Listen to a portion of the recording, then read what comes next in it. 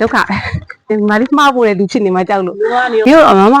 တခုတော့မေးအောင်မယ်အပြိုကြီးလာလို့ Oh my god! Wow!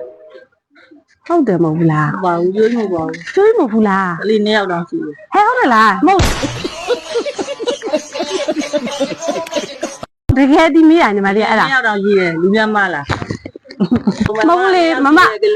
မည်မမဇာကြီးတိမ့်တိမ့်ဦးလေ ဟုတ်တယ် ဟုတ်တယ်လေအဲ့မမအပြိုကြီးမဟုတ်ဘူးလား ဟုတ်ပါဘူးကလေး2ယောက်တောင်ကြည့်တယ် ဟုတ်တယ်လားဟောဒုက္ခပဲအဲ့ဒါတို့လူများမလား ဒီမှာလည်း ဟုတ်ပါဘူးဒီအိမ်မှာပဲဒီနေ့မမမွေးနေဟုတ်တယ်မလား ဟုတ်တယ်တော့တော့မေးရမဝေးဒီနေ့ဆိုကနေ ဟုတ်လား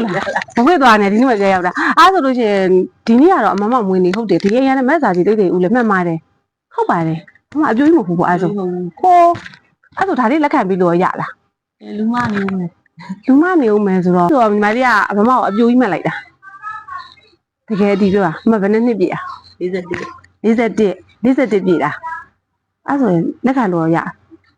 နောက်ကမှမလို့လာတော့ မှားလို့လာတောင်းတာထက်နေရောအပြိုကြီးမှန်နေရအမကတဲ့အပြိုကြီးတဲ့အပြိုကြီးဆို42နှစ်ဆိုတော့ဟဲ့အပြိုကြီးတောင်မဟုတ်သေးပါဘူးဟဲ့အပြိုလေးပါလို့တော့ကိုကတော့စလိုက်သေးတယ်42နှစ်ကိုအပြိုကြီးလို့မခေါ်ပါနဲ့လို့အပြိုလေးပါလို့ကိုကတော့စလိုက်သေးကလေး2ယောက်ရှိတာပေါ့မထင်အောင်လို့ဓာတ်ပုံတွေမှာကြာပါဒီလိုလေးကြိုက်ထားဆိုတော့လေအပြိုဝါဆက်ကလေးနဲ့လေဒီလိုလေးရိုက်ထားဆိုညီမလေးကလည်းတကယ်အပြိုကြီးမှတ်လိုက်တာဓာတ်ပုံတွေမှာလည်းဟုတ်တယ်ဆိုတော့ညီမလေးကလည်းလက်ခံလိုက်တာအဆင်ပြေလောက်လားအဲ့ဆိုအမမျိုးသားသိရင်ရောအဆင်ပြေယူလို့အဆင်ပြေလောက်လား